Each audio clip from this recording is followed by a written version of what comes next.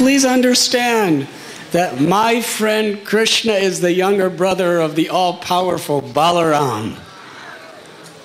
He has no need of any of your help. And Krishna was smiling.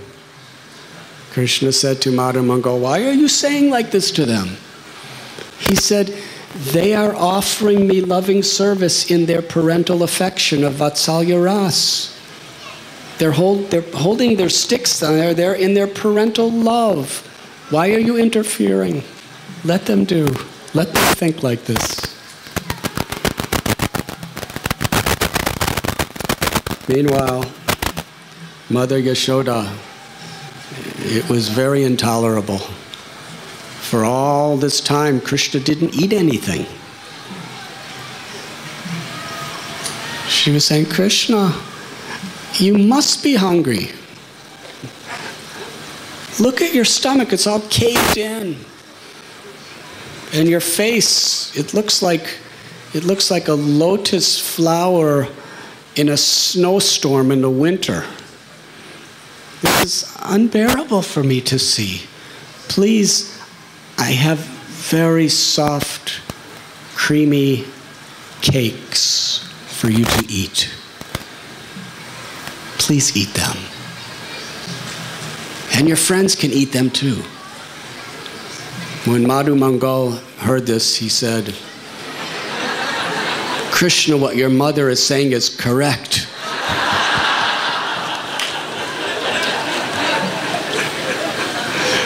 You need to eat, and so do we. So Yashoda Mai was saying, please, please remove your flute from your mouth so I can put some food in your mouth.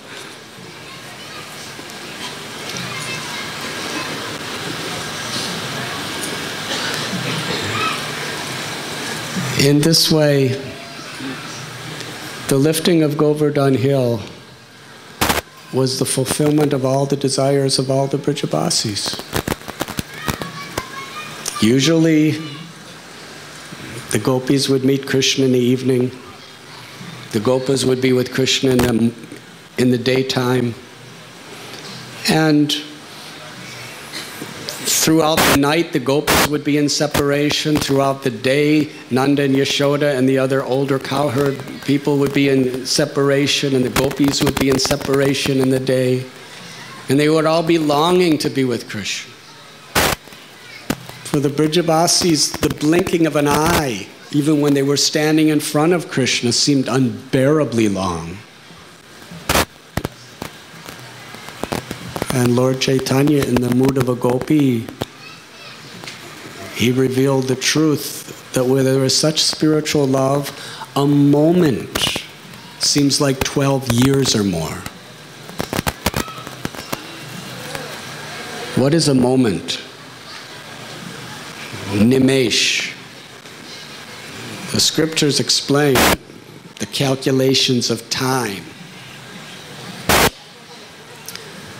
When you blink your eye,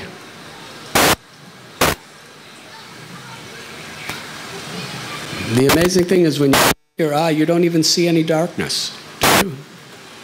When you do it on purpose, you may somehow or other see it because it's not a natural blinking of eyes. But natural blinking of eyes is when you don't even know you're doing it. It's just happening. And it seems like there's no darkness at all. Everything is in front of you. But during a blink, the time that the upper eyelid and lower eyelid touch, a fraction, I think 1/12 of that or something. That's a moment.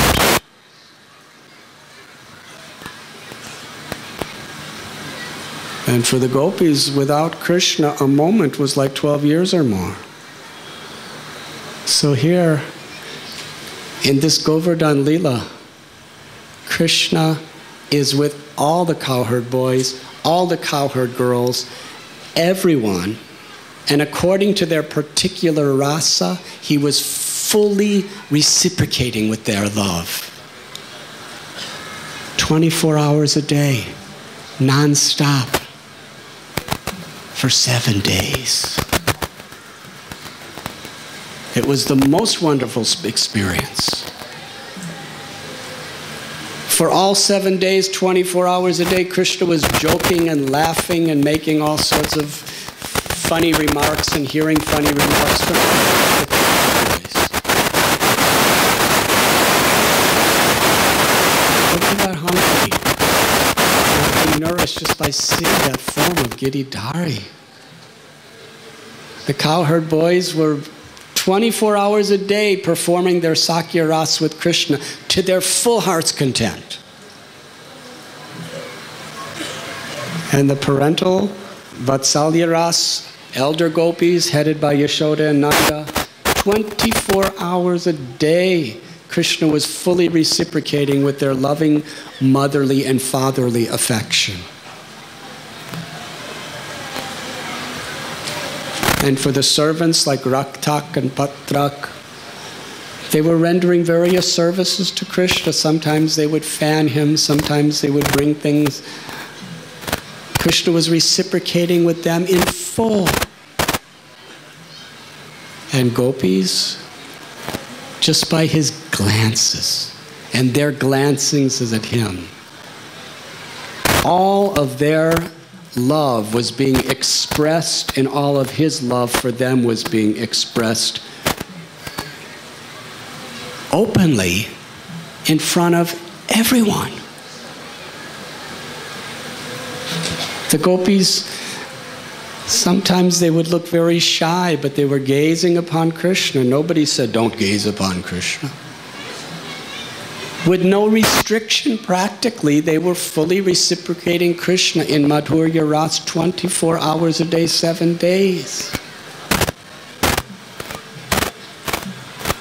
It is explained as outside there was lightning and there was thunder and there was massive rain.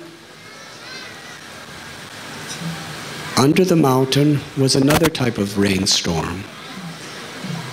Krishna was like the dark cloud with his Sham Sundar complexion, Ganasham. Ganasham means his complexion is like a dark rain cloud. And his peacock feather was like a rainbow. And his Kaustubha Mani, the jewel upon his chest, was like the sun. It was a storm of ecstatic, loving relationships under Govardhan Hill. Meanwhile, on top of the hill, there was another festival going on.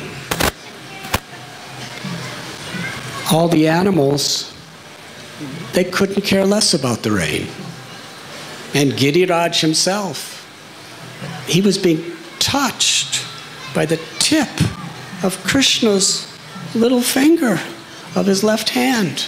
Although Govardhan Hill is so massive in size, that little fingertip touching him was energizing him with so much spiritual ecstasy. Krishna, through that little finger, was infusing Giriraj with his love. And Giriraj was just absolutely thrilled. It was such a higher taste that he was experiencing below the hill that he didn't really care what happened on top of the hill. It was insignificant. In Bhagavad Gita it is said, Apuryamana machala pratishtam, that a person who finds inner peace, inner happiness, the rivers of happiness and distress and honor and dishonor and pleasure and pain, success, failure, health, disease, these rivers are constantly coming. Sometimes the river is wide, sometimes the river is dry, but the ocean, by the power of its own depth and volume of water, is not affected. Similarly, when that ocean of happiness awakens in our heart by feeling Krishna's love, then whatever may come in this world, it's not really very significant. It's only due to forgetfulness to Krishna that things in this world are so disturbing or so apparently enticing.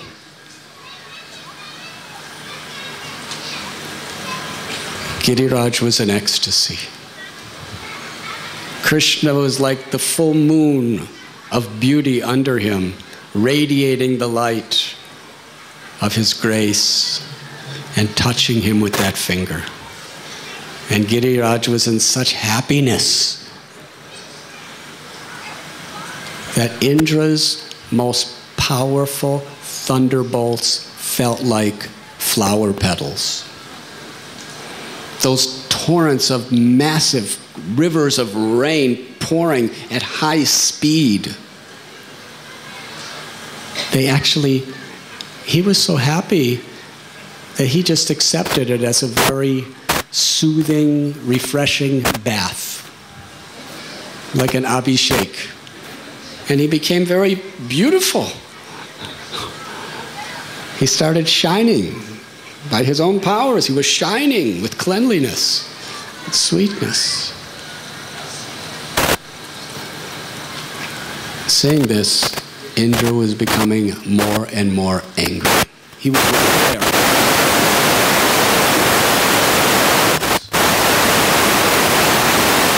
Harder. Then Indra sent the most powerful wind of the universe, specifically to blow the hill off the tip of his left finger, his little finger. Now, we have seen cyclones. We have read about them. A couple years ago, New Orleans, one of the most powerful cities in America, a cyclone happened and it devastated the whole city. Years have gone by, they still hardly recovered. And who can stop a hurricane? Recently there was a hurricane coming to Florida, and Cape Canaveral or Cape Kennedy, that's where they make the big rocket ships that they send into outer space. Billions of dollars America spends there. One of the most expensive projects. And you could imagine how the whole US Army will fight to defend that place. But there was a hurricane going in that direction. So what did the American president say? Evacuate. Everyone from Cape Kennedy left the place and went some hundreds of miles away so that they wouldn't die. And all their rockets were just sitting there. This is the power of the wind, the power of nature. Even the greatest, most powerful armies in the world cannot defend us from a windstorm. And these are just typical little karmic winds. Yes? Indra was sending the winds of devastation, the most powerful cyclonic, hurricanic, tornadic winds, blasting non-stop with all their forces. And while the winds are blowing, the rain is pouring, and the lightning is trying to smash Giriraj. Millions of thunderbolts are going right on Govardhan.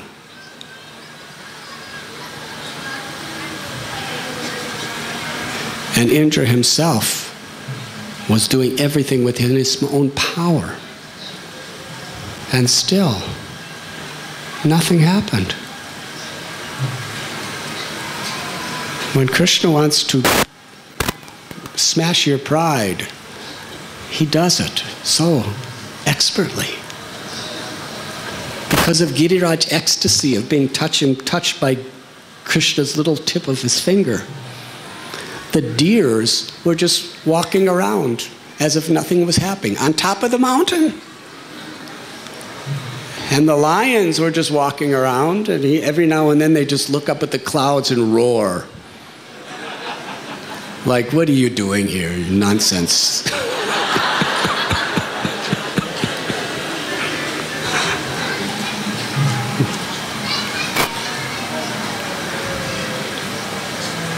In 7 days, Indra, the Samvartaka clouds, all the wind gods, everything that happened, they could not remove or even move a single grain of dust or sand from the ground of Govardhan. Now a little baby can pick up, a little baby can blow on the ground and go, and the dust will go, yes? All the powers of these divine people could not move a single grain of dust from its original place. They could not uproot a single blade of grass. There was trillions of blades of grass on Giriraj. And there were millions of trees in those days on Govardhan Hill. Indra could not separate one single leaf, not even a baby leaf, from a tree. And the innocent deers who are so gentle, they're just dancing around like they usually do. The Samvartaka clouds were so absolutely exhausted. They came to Indra, they fell at his feet, and they said, "We're going home. We give up. We surrender. There is nothing that we can do to affect the Brijabasis in Vrindavan."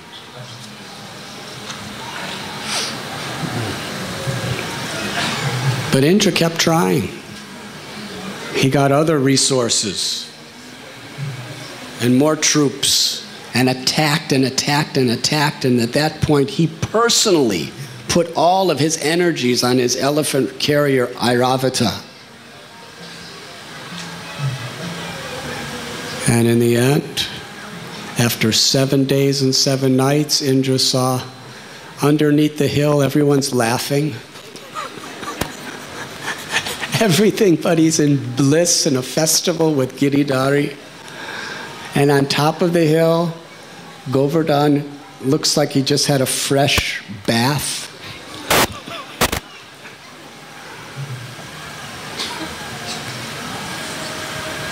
Indra, his pride was annihilated. Because everyone's watching.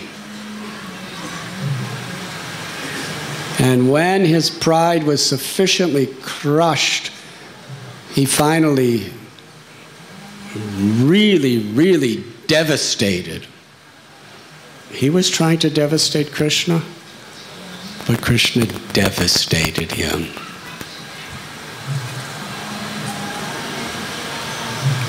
Here in Mayapur, Keshava Kashmiri came. He was extremely proud. He was considered the most scholar on the entire planet Earth. He was Digvijay. He traveled all around the country and challenged people. And every time he challenged them, he would defeat them so soundly that all the great scholars of the land had to sign a statement. "I have been defeated by Keshav Kashmiri, I surrender to him." And he was so proud because he was so smart that wherever he went there was a procession. He never went anywhere alone, just walking around. That was below his dignity. Sometimes he did. But when he would come into a particular place, there would be Brahmins chanting mantras. He would be being carried by 4 men on a decorated palanquin. There would be musicians playing instruments. And there would be all sorts of propaganda. Keshav Kashmiri is coming, and thousands of people would come just to see this Digvijay Pandit. He was very proud. But by Lord Chaitanya's Yogamaya potency, he induced Keshav Kashmiri one day to just walk alone along the banks of the Ganga. And there he happened to see little Nimai, who was at that time a teacher of grammar. And when Keshav Kashmiri saw the beauty of Nimai Pandit, his heart was very deeply moved. And Nimai, he had already been told about him. Previously, earlier in the day, when Keshav Kashmiri was first coming to town, Nimai's students said, "The great Digvijay Pandit, the Keshav Kashmiri, is coming, and he has all these processions of Brahmins and musicians, and he's carried on a palanquin, and they say that he can answer any question, and he can defeat any scholar, and he knows all the scriptures. In fact, it is known quite widely that the goddess Saraswati has made him her very favorite. And every time he opens his mouth, the divine goddess of learning and wisdom speaks through him." And Lord Chaitanya, Nimai, he said something very profound. He says, a great person is like a tree that is filled with fruits. A person who actually has good qualities is like that tree with many fruits. Because of the fruits of the good qualities, the tree always bows down to everyone. But a tree that has no fruit stands up very straight. Similarly, if a person is actually blessed by the Lord, if a person is actually great with good qualities, amanina, manadena, then they will offer all respect to others and not expect respect for oneself. Krishna does not for very long tolerate false pride in everyone or anyone. Very soon, his pride will be crushed.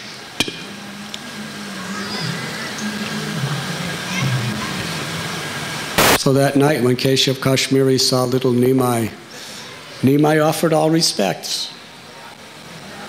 Now he's only a grammar teacher. Keshav Kashmiri has learned grammar's the most basic lessons in Sanskrit. Keshav Kashmiri had mastered every subject of Sanskrit and beyond. He said, "Oh yes, you are Nimai Pandit, that grammar teacher I heard about." He said, "Well, you're such a great Pandit. Please compose a poem glorifying Mother Ganga." He said it very respectfully and lovingly, Nimai. So Nimai, or the Keshav Kashmiri, he recited over 100 verses, original. It's not that he composed them sometime before and had them memorized. Can you imagine? In what appears to be perfect Sanskrit prose and poetry with deep meaning, just standing there on the bank of the Ganges without any warning at all that you're supposed to do this, and composing 100 verses. And they were just coming out of his mouth peerlessly without a single hesitation. He didn't have to like stop and say, "Let me just think for a second." It just flowed like the Ganga. The glories of Ganga flowed from his mouth like the Ganga flows. And all the students, their mouths were open. They were gasping. They were so impressed. How could anyone do this? And Nimai Pandit says, "That was very good. Now please explain to us the good qualities and the faults of your poetry." faults? My poetry has no faults.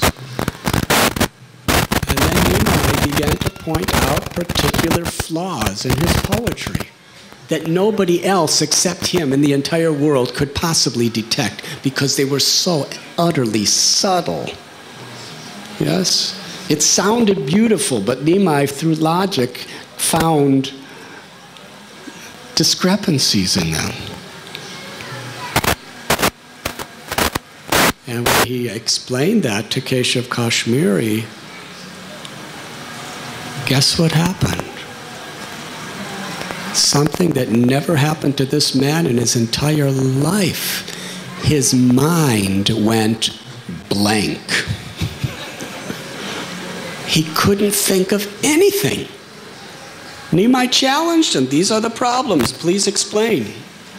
Why did you make these mistakes? He could not say a word.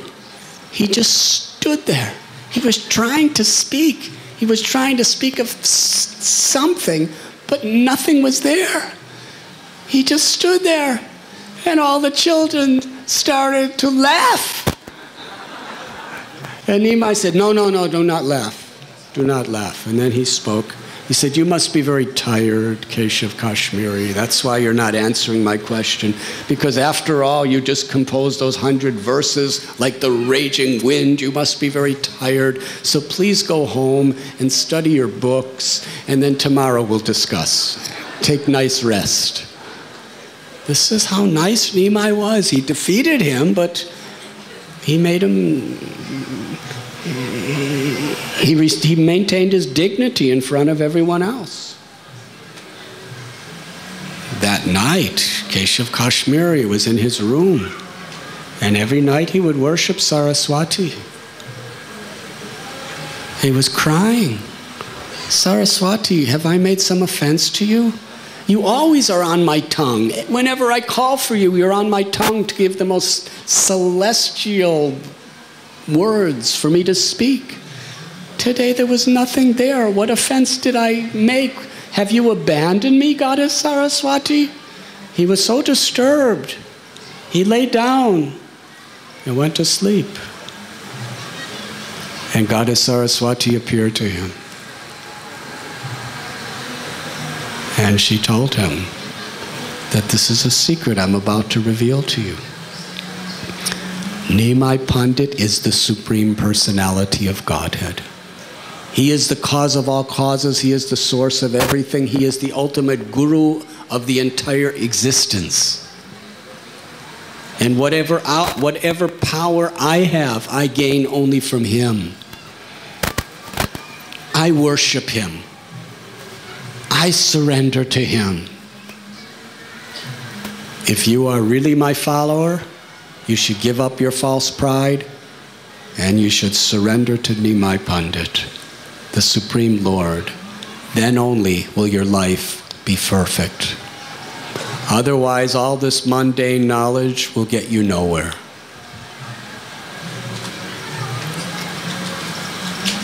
Keshav Kashmiri woke up the next morning, early morning, went right to Nimai's house and fell at his feet, did dandavats, prostrated obeisances. And Nimai said, Panditji, what are you doing? And with folded hands, he revealed his heart. The Goddess Saraswati has revealed to me your true identity. And Nimai explained to him that knowledge itself is only of value if it helps us to develop the qualities of a pure devotee. Otherwise, knowledge is a disturbance. And this holds true for devotees also. If we're studying at MIHE or VIHE, or we're doing our Bhakti Shastris at Radha Gopinath Temple, or Pune, studying all the wonderful, amazing courses for preaching, or if we're studying the scriptures on our own, we may memorize so many slokas, We may master philosophy and logic. We may be able to conquer others in debate. But Sri Chaitanya Mahaprabhu is telling us that knowledge only has real value to the degrees it helps us to develop the qualities of a pure devotee. Trinadapi sunichena taror iba sahishnuna amanina manadena kirtaniya sadahari. One who is humble like a blade of grass, tolerant like a tree. One who offers all respect to others and expects none in return.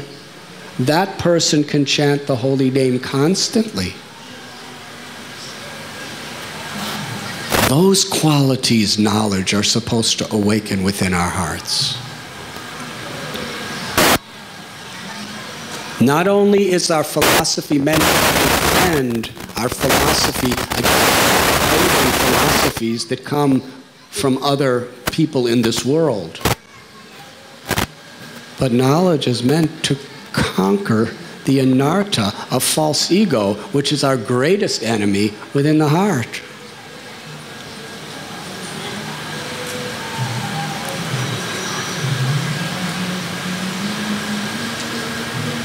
When Sri Chaitanya Mahaprabhu was in Varanasi before the Mayavadi sannyasis headed by Prakashananda Saraswati, and these men were powerful scholars like no one of today. And Sri Chaitanya Mahaprabhu, when he came into the room that they were sitting, he sat on a lower platform in the place where all of them had already washed their feet. But he manifested his Brahman effulgence, which attracted them because they were Brahmavais and Mayavadis. He's a sannyasi. They said, "You are a Swamiji, what are you doing sitting in that lower dirty place? Come up and sit with us." And Chaitanya Mahaprabhu said, "I am not worthy to sit with you. You are very learned, great sannyasi scholars. I am very small." His humility melted their hearts. Prakashananda Saraswati came down from his raised platform and picked up Lord Chaitanya by the hand and brought him to sit beside him. Then Lord Chaitanya Mahaprabhu described such a profound philosophy that totally transformed the hearts of all the Mayapurs. And they all became devotees. But try to understand the way the Lord staged this is the very foundational basis of real knowledge is our character, is the qualities that we possess. And the foundational characteristics of a Vaishnav is simplicity, humility, forgiveness, tolerance, and a very sincere eagerness to serve the Lord, to serve the devotees, to serve people in general, to serve all living beings, and to chant the holy names.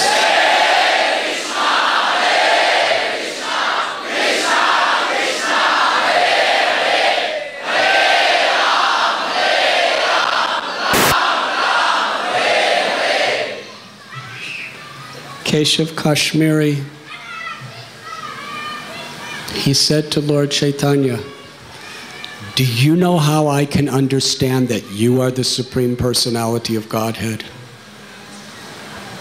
You completely destroyed my pride without even embarrassing me in front of anyone else. How is that possible? All the other students were there. You did it in such an expert way that you destroyed my pride and protected my dignity. Who else could do that?"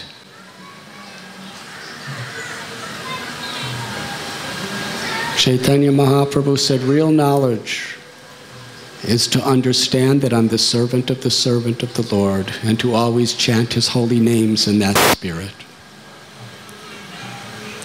Keshav Kashmiri, without saying anything to anyone, he left all of his property, all of his wealth, all of his followers, all of his students, everyone behind, and he just disappeared and left Navadvip all alone, filled with ecstatic love by the mercy of Lord Chaitanya. He had attained the perfection of knowledge. Bahunam janmanamante jnanavamam papadyate vasudeva sarvamiti samahatma sudurlabha.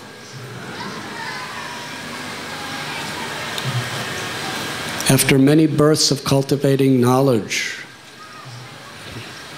one finally comes to that point of perfection, of surrendering to Krishna, knowing He is the cause of all causes and all that is. What is the use if we have so much knowledge if we cannot even cooperate with other devotees? Cooperation takes forgiveness, takes tolerance, takes respectfulness, but it pleases Guru and pleases Krishna. Whatever knowledge, whatever austerities we perform, if we're not cooperating, that is so displeasing to Guru and Krishna that it's factually undoing all the things you're trying to develop. From a spiritual perspective, all your austerities, Krishna doesn't care about them. Guru doesn't care about your austerities. He doesn't care about your knowledge if you can't cooperate with other devotees.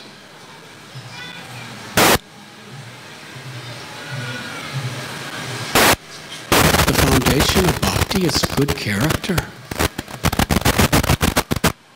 Prabhupada said in one interview that philosophy has little or no meaning if it does not produce good character.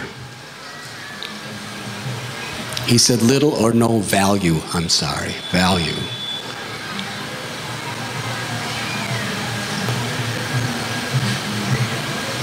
So Indra, he was so deeply insulted. By this time, finally he gave up. There was nothing he could do. He just walked away. I'm sorry, he drove away in his elephant. And he was devastated. What just happened? I have been totally defeated. And it became nice and sunny out, clear weather, and Krishna was still smiling, and he said to the Brajavasis, now the rains have stopped and the sun is out, and we had a wonderful festival for the last 7 days together. Now you could all go home and take all your property and your cows and your calves with you. The Brajavasis didn't want to leave. This form of Giridhari was so beautiful. And when we look at the form of Giridhari, holding up the Govardhan hill, or any particular darshan of Lord Krishna, his beauty is ever increasing. Even the most beautiful person you know, the person you dream about, if they're standing before you, you could look at them for some time, but then you get bored. You want to look at something else. Because it's the same old thing. Yeah, it's the same. But Krishna's beauty is ever increasing. It's never the same. Every moment Krishna's increasing his beauty. Every moment you see Krishna, it's a totally new experience. Like you've never seen it before.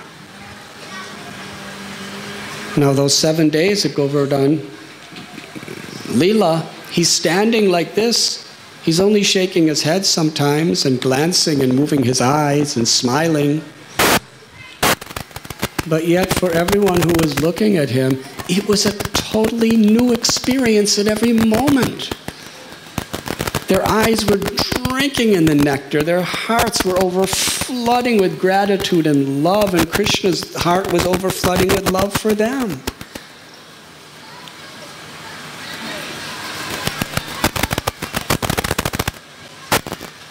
Some of the Brajavasis may have been hoping Indra, let him just keep doing this forever. We never want to see this darshan stop.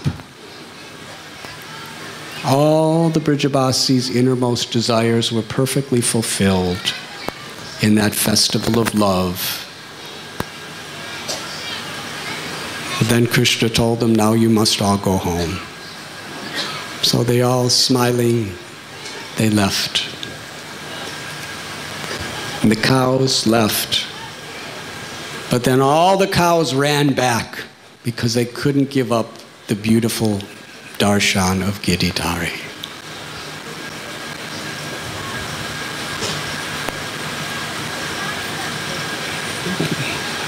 Gopal Srinathji, with his head and his eyes, he herded all the cows outside from under Govardhan Hill. And then how he did it, by his own mystical ways, he placed Giriraj down very gently, exactly in the same place from where he picked it up. Like a little boy puts a mushroom back on the ground. Walking around to inspect, to see if any damage was done from the rains. Krishna was walking.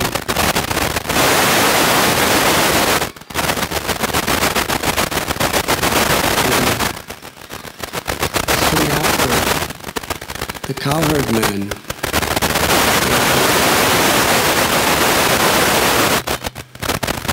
said, Nanda Maharaj, ask about yourself. Such a tender, vulnerable boy of 70. There he is standing, and here is Govardhan Hill, a huge mountain with peaks that sometimes touch the clouds. That's what it was like in those days. And he held it up with the little finger for 7 days. How is that possible? Like an umbrella that protected us from the rains. And we saw so many other incidences that are just very inconceivable for us to understand. When he was just a baby, the gigantic she-demoness Putana came to kill him, and he sucked the milk from her breast and sucked her very life from her body. And when he was only about 3 or 4 months old, Shakatashura, that demon that came as a cart, came, and with one little kick from his lotus foot, he killed him. And when he was 1 year old, Trinavarta came as a massive whirlwind and took him high in the sky. And made him crash down to the ground. He was finished. Then when he was with the calves and the cowherd boys in Kadiravan, they went to a lake to drink some water. And the demon Bakasura appeared as a massive bird. And he swallowed Krishna. And then Krishna became so hot in his throat due to his effulgence that he vomited Krishna out, and then with his sharp beaks he tried to stab Krishna to death, and Krishna grabbed the top part of his beak and lifted it with his hand, and then he put his foot on the bottom part and he ripped his beak and ripped his whole face open.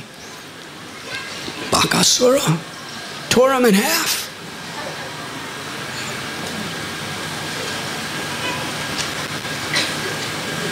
And then there was Kaliya, this gigantic snake. He had Krishna in his coils for several hours.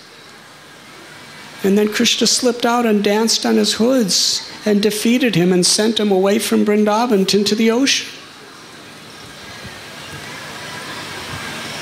And today, Indra, the king of heaven, sent massive torrential storms that are meant to destroy the universe at Vrindavan. And little Gopal lifted Govardhan hill and held it with his little finger effortlessly. In the West, there's someone called the Mighty Atlas. I think it's from a Greek, one of the Greek myths, where Atlas holds up the universe. Have you ever seen that? And whenever there's famous ancient paintings of Atlas holding up the universe, and he's always, not the universe, the world. He's holding up the world, and he's really struggling. He's straining. But Krishna's lifting the hill, and he's smiling. He can lift the planets. Through his gravitational forces, he's smiling as all the planets. He doesn't have to hold it up. All he has to do is wish it to stay in its orbit. So the cowherd men are saying, today we saw him effortlessly smiling as he's lifting Govardhan hill for 7 days. We are very confused. Who is this Krishna? How is he able to do this? Please tell us, Nanda Maharaj. Krishna is so wonderful. He's attracting our hearts. Tell us who he really is. And Nanda Maharaj said, I will dispel all of your confusion. Please listen very carefully. Krishna had a name-giving ceremony that was kept very secret in the cowshed. And there, Garga Rishi performed. And at that time, he told me,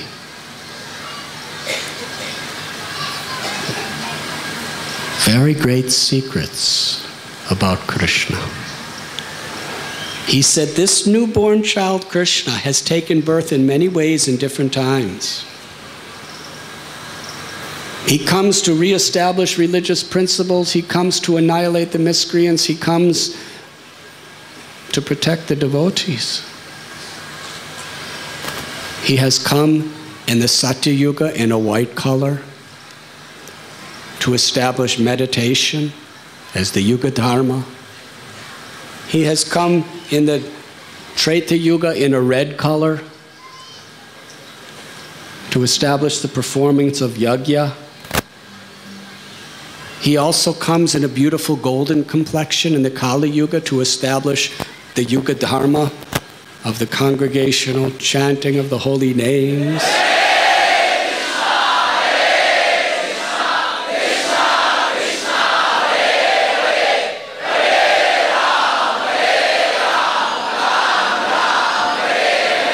And now he has come in this beautiful dark complexion.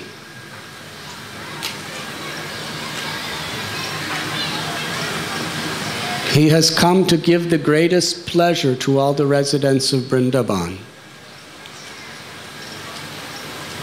And he will protect you from all dangers.